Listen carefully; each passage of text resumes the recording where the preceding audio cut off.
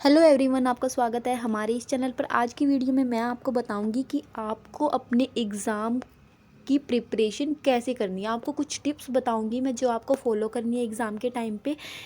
तो सबसे पहले मैं आपको बताऊंगी कि यूपी बोर्ड की परीक्षा जो आपकी होने वाली है अभी 16 फरवरी से, आपको कौन कौन सी टिप्स फॉलो करनी है जिससे आपके एग्ज़ाम में अच्छे मार्क्स आएंगे। तो आपको अपना टाइम टेबल अच्छे से क्या है प्रिपेयर कर लेना है। पहले सबसे पहले आपको क्या करना है, सबसे पहले आपको सैम्पल पेपर पर क्या करना है, फोकस करना है। सैम्पल पेपर आपको ज़रूर करना है। अब 1 महीने ही बचा है। स्टूडेंट को जिस चीज़ पर ज़्यादा ध्यान देना चाहिए वह है यूपी बोर्ड सैम्पल पेपर 2023। मैंने आपको सैम्पल पेपर की वीडियो अपने चैनल पर डाल रखी है, आप जाकर सैम्पल पेपर देख सकते हैं। अगर किसी भी सब्जेक्ट का अगर आपको सैम्पल पेपर चाहिए तो वो मुझे आप कमेंट बॉक्स में कमेंट कर देना, मैं आपको वो भी अवेलेबल कर दूँगी।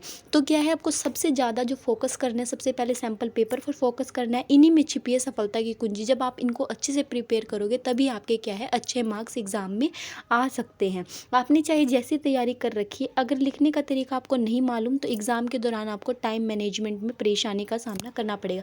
आपको सबसे पहले ये पता होना चाहिए कि क्वेश्चन किस तरीके से लिखना चाहिए। ऐसा नहीं होता कि जैसे लॉन्ग क्वेश्चन आते हैं आपके 6 मार्क्स में, 8 मार्क्स में, आप उसमें 2-2 3-3 पेज भर देते हो लेकिन उसमें मैटर अच्छा नहीं होता। जैसे अगर आपका डिफरेंस का क्वेश्चन आता है तो आप क्या करते हो, पूरा पैराग्राफ बना के लिख देते हो। तो उस ऐसा पैराग्राफ बनाने से आपका कोई फ़ायदा नहीं होता। आपको क्या है, डिफरेंस हमेशा ऐसे लिखने, सबसे पहले उनका मीनिंग लिखना है, उसके बाद बेसिस के अकॉर्डिंग आपको डिफरेंस करना है कि किस बेस पर आप डिफरेंस कर रहे हो। जैसे लाइन बना के हम करते हैं ना डिफरेंस, ऐसे आपको डिफरेंस करना है। जब आपको एग्जामिनर क्या देगा, नंबर देगा, ठीक है। तो आपको, अगर आप चाहते हैं कि मैं आपको पेपर प्रेजेंटेशन भी बताऊं कि आपको पेपर प्रेजेंटेशन की कैसे करनी है तो मैं उसकी भी वीडियो बना दूंगी, कमेंट बॉक्स में कमेंट कर देना। तो सबसे पहले आपको क्या है, सैम्पल पेपर पर बहुत ज़्यादा फोकस करना है।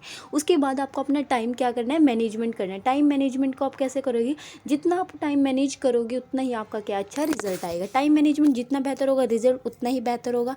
इस समय कैसे ही स्टूडेंट की दिनचर्या, कब पढ़े, कितना पढ़े, कैसे करे, किस टाइम आपको आराम करना है, कितना टाइम पेरेंट्स के साथ बैठना है, कितना नहीं, ये सब आपको क्या है, कितने टाइम सोना है, कितने टाइम जागना है, कितने टाइम पढ़ना है, ये सब आपको क्या करना पड़ेगा, मैनेज करके रखना पड़ेगा। उसके बाद बात करते हैं, आपको सोने का जो समय होगा, रात आपको 11 बजे सोना है, 11 से 5 बजे तक आपको सोना है। उसके बाद आपको 5 बजे से स्टडी अपनी मुंह हाथ धो के आपको क्या है अपनी स्टडी करनी क्या है शुरू कर देनी है। उसके बाद दोपहर 12 बजे से 1 बजे तक आपका सोने का समय होगा अगर आपको दिन में आराम करना है तो। उसके बाद पढ़ने का समय शाम 5 बजे से उसके बाद 7 बजे तक। फिर उसके बाद शाम खाना खाना है, जो भी करना है आपको वो कर सकते हो बीच में टाइमिंग में। उसके बाद 8 बजे से 11 बजे तक पढ़ना है।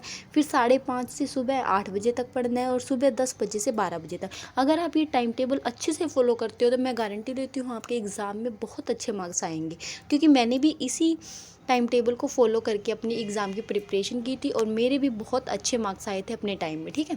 तो आप देख सकते हो। उसके बाद पढ़ाई कैसे करें, एक डायरी में डेली प्लान नोट कर ले कि आप उसे फॉलो करें। जैसे कि आपने डायरी में लिख लिया कि आज मुझे ये टॉपिक करने हैं, सारे सब्जेक्ट का आप डायरी प्लान में लिख लो कि इस सब्जेक्ट के मुझे ये टॉपिक करने हैं, इस सब्जेक्ट के ये करने हैं। उससे आपकी क्या है अच्छी प्रिपरेशन होगी। उसके बाद जो सब्जेक्ट में आप वीक है ना, जिस सब्जेक्ट में अगर आपको लगता है कि मेरा अकाउंट वीक है तो उस पर ज़्यादा आपको क्या करना है, फोकस करना है।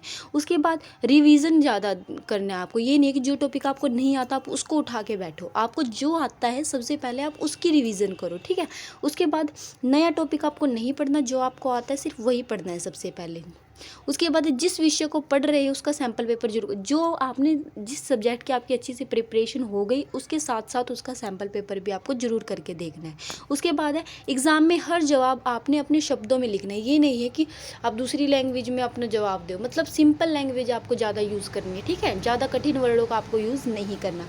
उसके बाद क्या है, जवाब रटने से बचे, टॉपिक को समझे। मतलब ये नहीं है कि जैसे कोई डेफिनेशन होती है या कोई मीनिंग होता है किसी चीज़ का, आप डिट्टो बुक का क्या है रट्टा मार लेते हो कि रट्टा मार के ऐसे कि ऐसे एज इट इज़ आप एग्ज़ाम में क्या है चिपका के आ जाते हो। ऐसा नहीं होता। आपको वो चीज़ को रटना नहीं है, आपको समझना है। जैसे बिजनेस के क्वेश्चन होते हैं, इकोनॉमिक्स होती है, तो आपको जैसे मांग का मीनिंग आ गया, आपको रटना नहीं है, आपको समझना है। समझ के ही आपको वो क्या है एग्ज़ाम में लिखना है। उसके बाद है, जब भी आप पढ़ने बैठे तो पूरे कपड़े जूते मोजे पहन कर बैठे, क्योंकि सर्दी का तो आपका टाइम चल ही रहा है। उसके बाद आपको मेज़ कुर्सी पर बैठ कर ही हमेशा अपना पढ़ना चाहिए, क्योंकि आपका फोकस हमेशा फिर किस पे रहता है, बुक पे रहता है। रहता है। उसके बाद है मेज पर केवल एक टेक्स्ट बुक, उससे जुड़ी कॉपी, पेन और नोटबुक रखें और कुछ एक्स्ट्रा सामान उस पर नहीं होना चाहिए। हर 45 मिनट बाद कुर्सी से उठकर मूवमेंट करें ताकि नींद ना आए। ऐसा नहीं होता है कि बार बार बुक, मतलब अगर आपके सामने हमेशा बुक ही खुली रहेगी तो आपको नींद ज़रूर आएगी। तो आपको क्या करना है, थोड़ी थोड़ी टाइम बाद आपको क्या है, कुर्सी से उठ के मूवमेंट करनी है। तो ये मैंने आपको कुछ एग्ज़ाम के टिप्स दिए। सबसे पहले आपको सैम्पल पेपर पर ज़रूर फोकस करना है। उसके बाद जो सेकंड टिप्स है, आपको क्या अपना टाइम मैनेज करके चलना है, किस टाइम सोना है, किस टाइम खाना है, किस टाइम आराम करना है, किस टाइम पढ़ना है, सारा क्या है। उसके बाद जो आपको आता है सबसे पहले उसकी रिवीजन करनी है आपको। उसके बाद जो आप जिस सब्जेक्ट को आपको नहीं आता वो आपको नहीं उठाना, जो आता है सबसे पहले उसकी रिवीजन करनी है। और क्या है, उसके साथ साथ आपको सैम्पल पेपर की अच्छे से प्रिपरेशन करनी है। अगर किसी सब्जेक्ट से सैम्पल पेपर चाहिए तो वो आप मुझे बता सकते हैं। तो अगर आपको मेरा वीडियो पसंद आया तो वीडियो को लाइक और चैनल को सब्सक्राइब कीजिएगा। आपको मेरे चैनल पर कॉमर्स से रिलेटेड हर इंपॉर्टेंट टॉपिक की वीडियो मिलेगी। Thank you for watching my video.